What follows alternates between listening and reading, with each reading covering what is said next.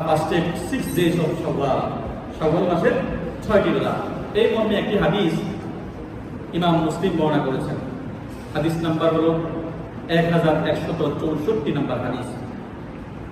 রাসূলুল্লাহ সাল্লাল্লাহু আলাইহি ওয়াসাল্লাম বলেন, মান সামা রমাদান থুম্মা তা'আহু সিত্তাম মিন শাওয়াল কানা কাসিয়ামিদ দাহর।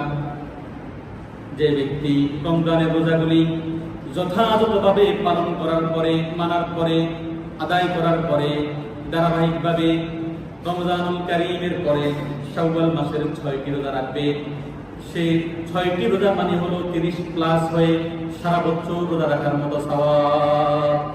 সুবহানাল্লাহ ওয়া বিহামদিহি।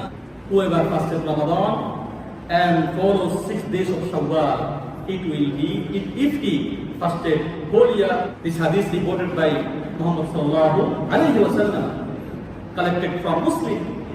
এটার গুরুত্ব অনেক বেশি।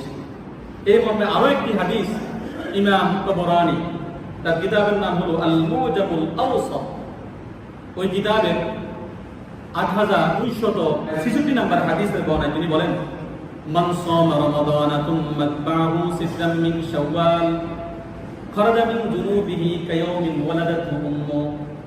আল্লাহ রাসূল সাল্লাল্লাহু আলাইহি ওয়াসাল্লাম ইরশাদ করেন, রমাদানুল কারীমের পবিত্র 30টি দিন রোজা বা সিয়াম সাধনা করার পরে কোন ব্যক্তি যদি শাওয়াল মাসের 6টি দিন আল্লাহকে সন্তুষ্ট করার জন্য রোজা রাখে, সিয়াম সাধনা করে, আল্লাহ রাব্বুল আলামিন তার জীবনের সমস্ত গুনাহগুলি এভাবে মাফ করে দিবেন, যেমনি ভাবে সন্তান যখন প্রথম দিন ভূমিষ্ঠ হয় তার কোনো পাপ থাকে না, ওরকম ভাবে কেউ যদি রমজানের রোজাগুলি বুঝতে হবে, রমজানের রোজাগুলি যথাযথভাবে পালন করার পরে ধারাবাহিকভাবে শাওয়ালের 6টি রোজা রাখে, আল্লাহ রাব্বুল আলামিন তার জীবনের সমস্ত গুনাহগুলি মাফ করে দিবেন।